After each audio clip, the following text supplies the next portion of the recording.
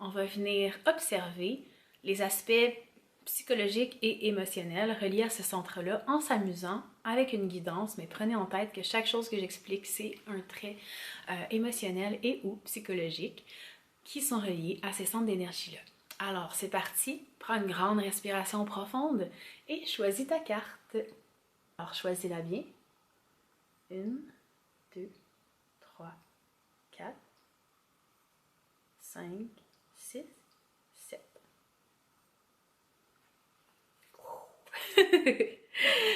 Donc, pour celles qui ont choisi la carte numéro 1,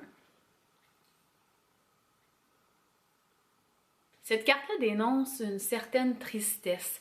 C'est comme si vous êtes dans un état de manque, comme quand vous vous ennuyez de quelqu'un, comme si vous êtes dans un tournant peut-être de guérison. On demande, au lieu d'entrer dans la tristesse et dans la peur, de reconnaître ça. Et lorsque tu manques quelque chose, c'est je m'ennuie, je me nuis. Alors c'est à toi vraiment d'accueillir ça, de comprendre le message de ça et de revenir dans l'amour de toi. De faire comme, ok, je comprends, je l'accueille, je sais que j'ai le choix de switcher ça. Mais bien sûr, prends le temps de l'accueillir parce que ça veut dire quelque chose si tu vis une émotion. Et c'est très sain de l'observer et de comprendre d'abord qu'est-ce que ça veut dire. Et ensuite, choisis quelque chose qui vient du cœur, un envie du moment, quelque chose qui te fait plaisir, de la douceur, un rituel. Essaie de te ramener à toi. Carte numéro 2. Cette carte représente le fait d'être avare, de toujours en vouloir plus. Ça démontre le côté un peu possessif du cœur, quand on essaie de posséder ce qu'on aime. Et c'est pas la bonne façon d'aimer, d'être dans son cœur, que de posséder quelqu'un, de posséder quelque chose. Donc on demande de se détacher et de revenir dans le cœur pour venir chercher la balance là-dedans et pour avoir plus de liberté.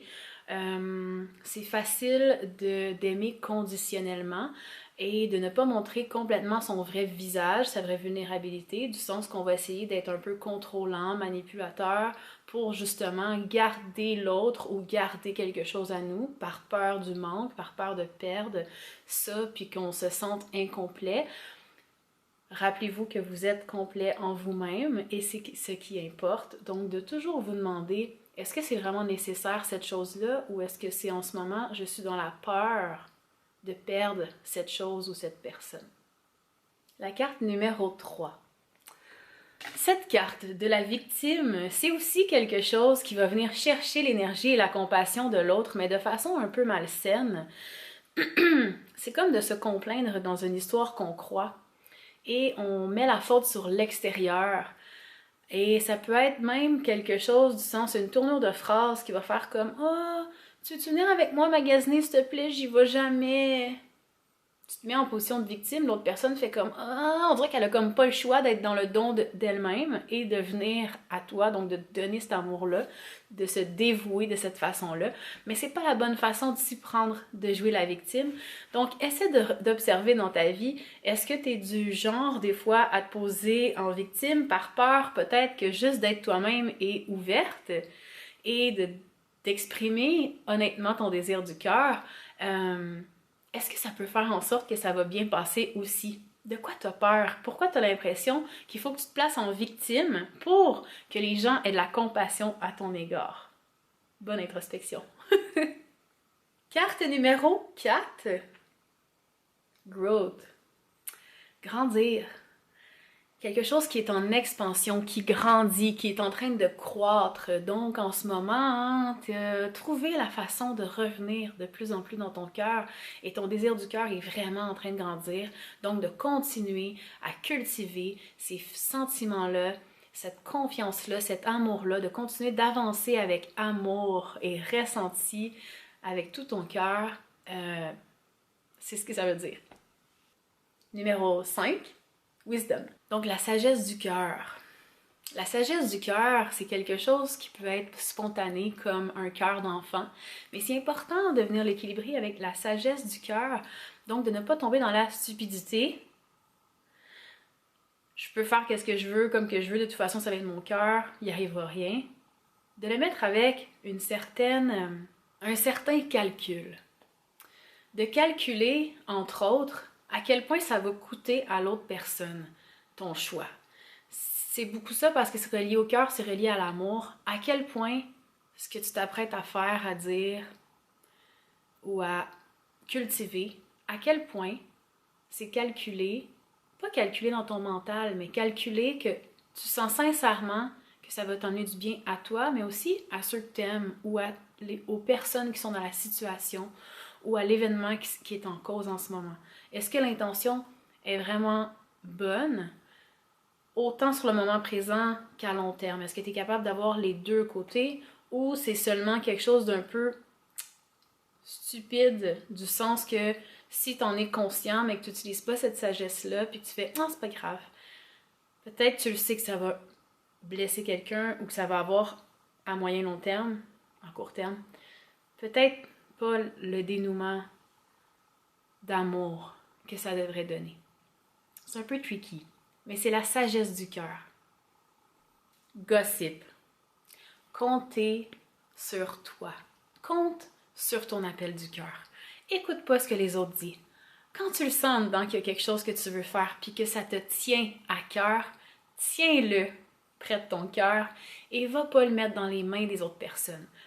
Lorsqu'on entame une transformation en soi, on commence à prendre des façons de faire et des façons de vivre et d'être qui sont différentes peut-être d'avant parce qu'on était un peu plus sur le pilote automatique, on posait pas de questions et on suivait en général un peu plus l'extérieur, ce qui était prévu d'être, le modèle sociétal général dans lequel tu as vécu, dans lequel on a grandi. Dans lequel tu pensais que c'était ça la vie, et à un moment donné, tu t'es mis à te poser des questions, puis tu t'es dit « Hey, je peux faire mes propres choix ».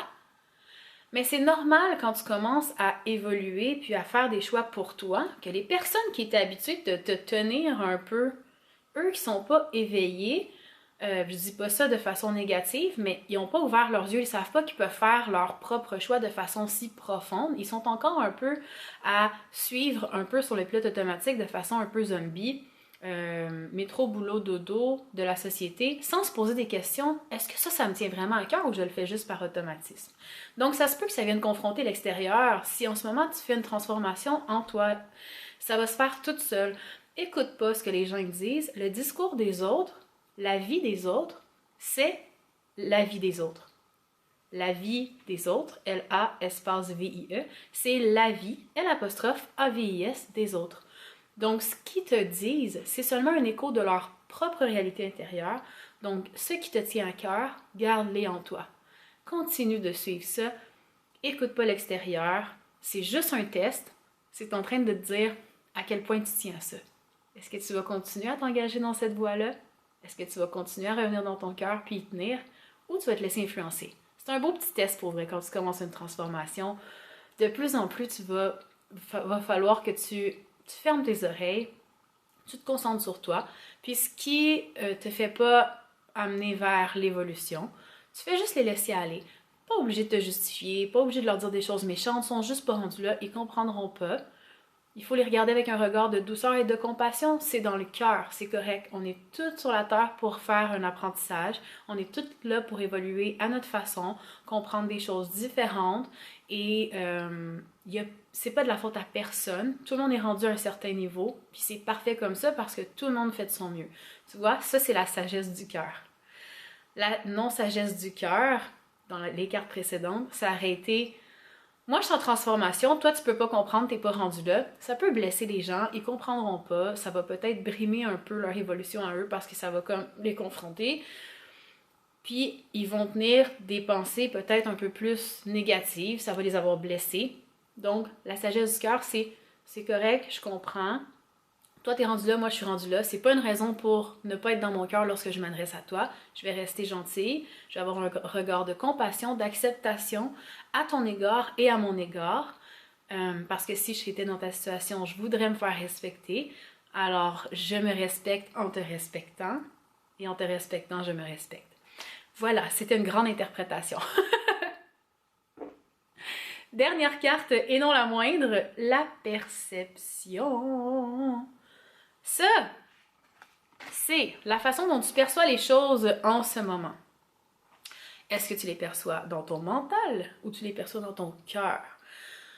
Revenir dans son cœur, ok, je vous explique un peu comment ça fonctionne. Exemple, je me dis, oh, j'aimerais vraiment ça aller prendre une marche. Oh mon Dieu, ça me tente vraiment d'aller prendre une marche. Ça, c'est mon envie. Je le sens à l'intérieur de moi, c'est mon désir du cœur présent. J'ai envie d'aller prendre une marche. Ça peut être même, oh mon Dieu, j'ai tellement envie de balayer le plancher. Là. Ça peut être super simple. On n'est pas obligé, pas parce qu'on étudie des choses subtiles et spirituelles, qu'il faut devenir, ah, ben, moi, mes désirs du cœur, c'est tout le temps prendre des marches, méditer, manger de la salade. Non, c'est balayer, ça peut être aller faire le jardin, ça peut être aller décrasser les craques de céramique de la douche. Ça peut être n'importe quoi. Ça peut être aller magasiner un sofa. Vous comprenez un peu le lien que j'essaie de faire? Je veux enlever l'espèce d'ego spirituel, des fois, dans lequel on peut se mettre sans s'en rendre compte quand on étudie quelque chose qui est moins physique, moins concret, plus subtil. Donc, où j'allais avec ça? Oui, c'est ça. Donc, par exemple, vous avez un désir du cœur qui arrive. Oh mon Dieu, j'ai vraiment le désir de faire ça. J'aimerais, quand vous dites j'aimerais faire ça. Moi, je fais ça dans la journée. Vous pouvez vous dire, je sais pas, mettons, je me dis, ah, ouais, il faut que je boive de l'eau. Puis là, je change ma phrase. Quand je dis je dois ou il faut, je change ma phrase et je me dis j'aimerais boire de l'eau. Faites l'expérience, vous allez voir, ça fait vraiment une différence.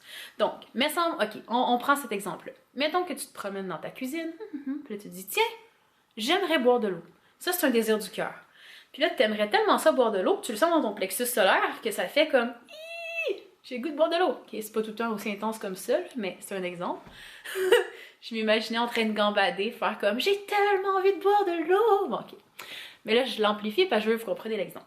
Mais c'est subtil, c'est subtil. Fait que là, vous faites j'ai le goût de boire de l'eau. Puis là, ça fait j'ai le goût de boire de l'eau. Tu le sens que tu as le goût de boire de l'eau. Alors, tu vas créer au niveau de ton chakra sacré l'action au niveau de ton chakra de la terre et tu vas prendre ta jambe puis tu vas aller vers la bouteille d'eau puis tu vas boire la bouteille d'eau, ok? Mais ça se fait tout inconsciemment. Ça se fait consciemment si tu te mets à observer ça. Tu vas tout le sentir, tu vas tout le voir. Mais ça se fait automatique. J'ai envie de boire de l'eau, je bois de l'eau. Mais là, je te le décortique pour que tu comprennes comment ça passe dans les centres énergétiques. Tandis que si c'est pas un désir du cœur, ta perception, elle sera pas juste fluide comme ça. Elle va rester prise un peu dans ton mental. Ça va faire comme ah, j'ai le goût de boire de l'eau. Ouais, mais l'autre fois, ils ont dit à la télé que c'était pas bon de boire trop d'eau parce que là, si j'en bois trop puis je vais pas aux toilettes, ça peut faire exploser mes globules rouges.